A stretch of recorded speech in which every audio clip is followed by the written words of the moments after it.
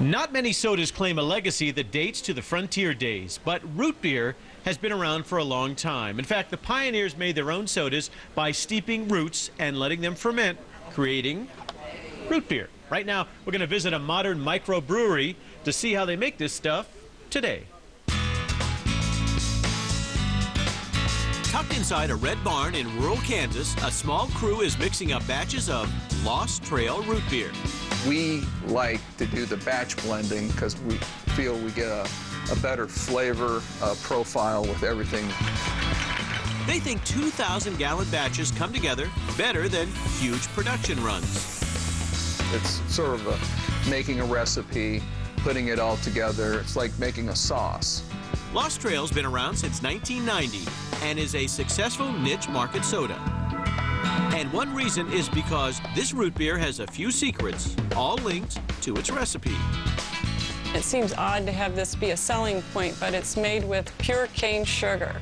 And a lot of the larger root beer makers nowadays have gone to a fructose sweetener, which can work with some soda pop, but not root beer, because you're going for that real creamy flavor, and you don't want any kind of a citric aftertaste.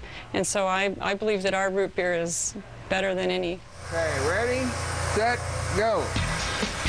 It's an old family recipe for those of us who think the 60s were a long time ago. And that would be the 1960s, not the 1860s.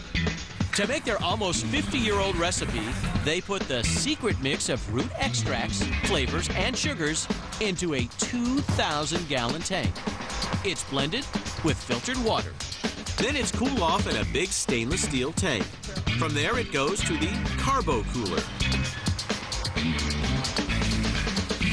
And that carbo cooler puts carbonation into the beverage.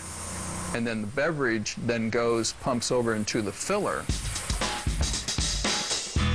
That machine can fill 24 bottles at a time, topping it off with carbonation to keep it under pressure.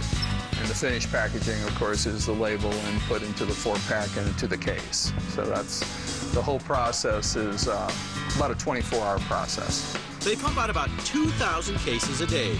The big boys would be doing that probably an hour or less. So, you know, we're at a very microbrew or small production, small batch level. And considering they've created a country store and a whole line of products to go with their sodas, the company seems to be doing just fine. If you don't happen to be in Louisburg, Kansas, you can go to their website to sample the old-time root beer.